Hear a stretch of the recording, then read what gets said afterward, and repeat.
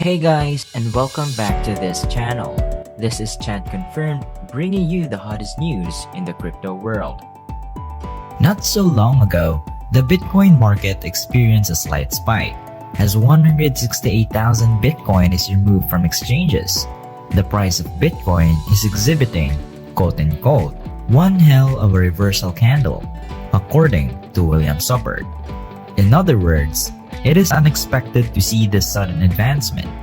Following advances of 30% over the past 24 hours, the price of Bitcoin has climbed back beyond $30,000. This shows a good sign, but we shouldn't be too optimistic, for this is not a rare scenario, and they occur across all industries. Both bear and bull markets have periods of time when the market bounces back. And this is just another occurrence of that time. I'm sure all of us are aware that the price of Bitcoin fluctuates constantly and is extremely unpredictable, as it varies on a daily basis. In that sense, I'm going to give you my take on the market's trend. Despite the market boost, there is still a possibility that the crypto market will fall in the months ahead. Basically, this all goes way back to the beginning of the crash, which is to say that the Federal Reserve continues to lower markets in order to counteract all of the money they've printed, and it has been effective. Since 2000, the Federal Reserve has raised interest rates by a whopping 5%, the most aggressive rate increase since the financial crisis of 2008. Based on the current data, inflation accelerated to 8.3%, continuing at a 40-year high. As a result, the Fed has a long way to go. Furthermore, you'll see that the inflation is even greater based on the oil price hike and other consumables in the market right now that cost an arm and a leg.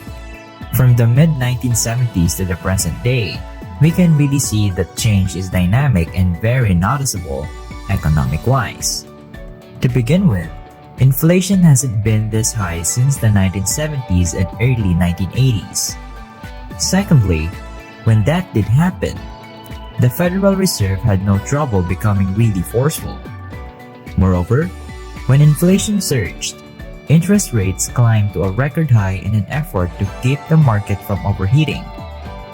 In the current events, interest rates are still very low, but the translation is much greater.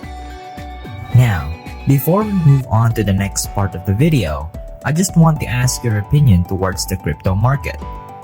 Will you risk and go all in when there's a downtrend? Let us know your thoughts and experiences on this in the comment section below. And now, back to the video. The Federal Open Markets Committee has stated that it intends to keep raising the interest rate throughout 2022 in order to keep the inflation in check.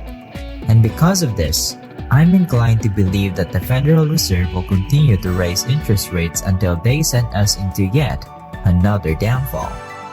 Looking at it from a macroeconomic perspective, I believe the crypto and stock markets will continue to rise for at least another several months. In terms of purchasing, I can say that a good way to buy is during a market fall, where everything is cheaper. In other words, if we keep falling, I'll keep purchasing. For the past 2 months, I've been recommending dollar cost averaging aggressively into Bitcoin based on this recent data from Will Clement. But how will we know when the bottom has been reached or is nearing? First and foremost, the realized price. We are getting near to Bitcoin's realized price, which is based on the total cost of all investors' Bitcoins. The current price of Bitcoin is $24,000. Bitcoin's actual value is somewhere around $30,000 Bitcoin, or a little less, according to this chart. Currently, Bitcoin's realized price is at around $24,000, which is pretty close. And so to be clear, what is Bitcoin's realized price? The average cost basis at which all Bitcoins are purchased is equal to the worth of all Bitcoins at their purchase price.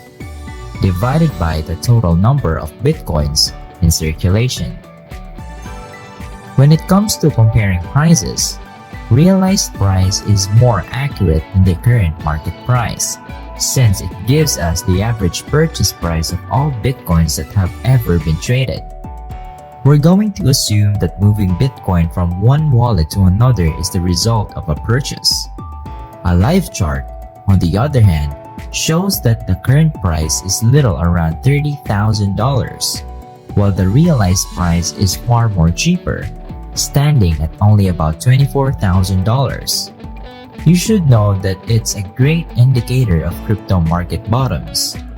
At some point, we have reached below realized price for months occasionally, but if you've got a long-term perspective, it's always been the best opportunity to purchase during the downturn.